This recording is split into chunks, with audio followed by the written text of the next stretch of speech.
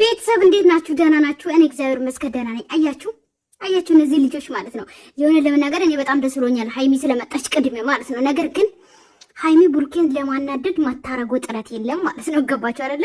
አልጋውን ወደዚህ ታረጋዋለች። ምክንያቱም ያቺ የመጣችው ሴት ማለት ነው ገባችሁ? እዚህ ጋር የመጣችው ሴት ቡርኬና ሃይሚ እዚህ ጋር አልጋው እንትን ሲሆን ማለት ነው አብሮ የተኙ ምናምን ስለሚመስላት ቀጥል ነው የምትለው እሷ። ሃይሚን አቃጥላለሁ ስትል ሃይሚ የበለጠ ደግሞ ልጅቷን ነው የምታቃጥላት ማለት ነው። እና ሃይሚ ትናንትና እንዴት ተናዳ እንደሄደች ደግሞ የበለጠ ደግሞ ታሳያለች። ገባችሁ አይደለ?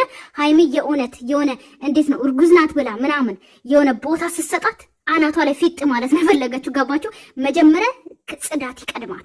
አንድ ሴት ልጅ ከወንድ ጋር ልትተኛ ማለት ነው መጀመሪያ ጠረኗን እንዳይረሳ ማድረግ መሆናል በትገባቸው አይደለ? አንድ ሴት ከወንድ ጋር ስተኛ ጠረኗን እንዳይረሳ ማድረግ አለባት እንጂ እየሸተተች ላብላብ እያለች ሎሚ የሌለበት ሀገር ላይ የተወለደች ትመስል እንደዛ ላብ ሆና ከመምጣት ይልቅ መጀመሪያ ጽዳት ሆና መምጣት አለባትና ሲቀጥል ደግሞ የሆነ ፍቅረኛሞችና ባለትዳር ወንድን የቀማ ሴት የሆነ እንዴት ነው ጀግና የሚያስብል እንትን ብቃት ያላቸው ይመስላችኋል ማለት ነው አብዛኛው። በዚህ አጋጣሚ አብዛኛው ሴቶች እንዴት ናቸው እና የሆነ የተያዘ ወንድን ለመቀማት ማያረጉት ፍንቀላ ማያረጉት ነገር የለምና በዚህ አጋጣሚ ማለት ፈልጋለሁ ሴቶች ማለት ነው ገባችሁ አይደለ?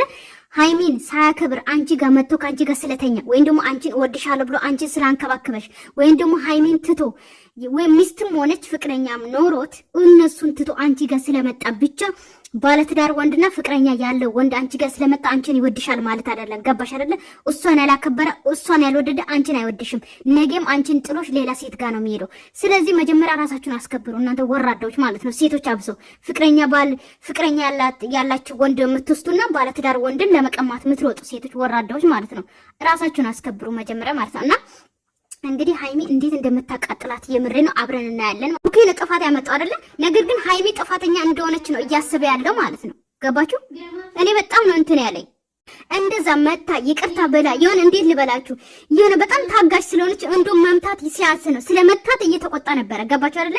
እንዴት ትመትኛለች፣ እንዴት ትመታኛለች፣ እኔ እጅ ማንሳት ስለማልፈልግ ነው ምናምን። ሴቶች ሲጀመር ስንናደድ ከጥፊ ውጪ ምንም ነገር አናደርግም። ይሄንን ማንም ሰው ያውቃል። ማንም ሴትም ሆነ ወንድም ሆነ ማንም ሰው ያውቃል። ሌላ ነገር ማድረግ አንችልም። አቅም የለንም ሴቶች ማለት ነው። የሆነ ስንናደድ በጥፊ ነው የምንለው። ሌላ አቅም አለን የለንም። ገባችሁ አይደለ? ስለዚህ እንዴት ትመታኛለች ምናምን እያለ ነበር። ያጠፋው ጥፋት በጣም ከባድ ጥፋት ነው ያጠፋው። ጥፋት ላይ ጥፋት ነው የደረከው። ገባ አይደለ? ለዛው ነው ጥፊ የመታች ስለተናደደች። ሌላ ምንም ማድረግ አችልም። ወንዶች ግን ብዙ ነገር ማድረግ ትችላላችሁ፣ መቀጥቀጥ ትችላላችሁ። ገባችሁ? አቅም ስላላችሁ። እኛ ግን አቅም የለንም። በአንድ እጃችን ማያዝ ትችላላችሁ። ጥፊ ነው ያለን። ገባችሁ? ከጥፊ ሌላ ነገር የለንም ማለት ነው። ለዛ ነው በጥፊ የመታች ማለት ነውና ጥፋት ነው ያጠፋው። ያንሳል ብሩኬ ስለመታች ደስ ብሎኛል። ምክንያቱም ያጠፋው ጥፋት ቀላል አይደለም። ሲቀጥል ደግሞ ነይ አስረዳሻለሁ ብለህ ራሱ እቤት ድረስ መምጣቷ ራሱ በጣም ጎበዝ ሴትና ጠንካራ ሴት ስለሆነች ነው ብዬ ነው ማስበው። ገባ አይደለ?